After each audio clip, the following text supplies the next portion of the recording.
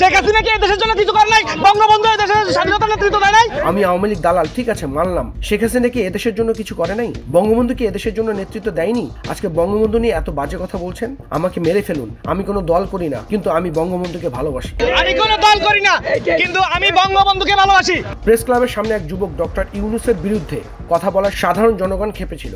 এক পর্যায়ে সাধারণ জনগণ তাকে নিয়ে গণধোলাই করতে চেয়েছিল। দেখা গেছে একজন ব্যক্তি তার পাশে দাঁড়িয়ে সেটি সমাধান করানোর চেষ্টা করে, কিন্তু সাধারণ জনগণ তার হাত থেকে কেড়ে নিয়ে গণপিটুনি দেওয়ার চেষ্টা করে।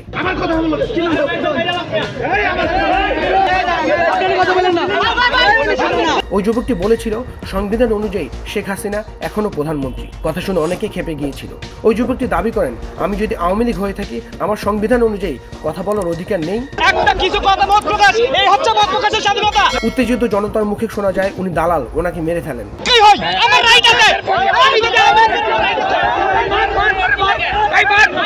এক পর্যায়ে সেনাবাহিনী এসে তার প্রাণ রক্ষার্থে তাকে নিরাপদ আশ্রয়স্থানে নিয়ে যান। সেনাবাহিনীর আশায় অল্পের জন্য বেঁচে গেলেন ওই যুবকটি।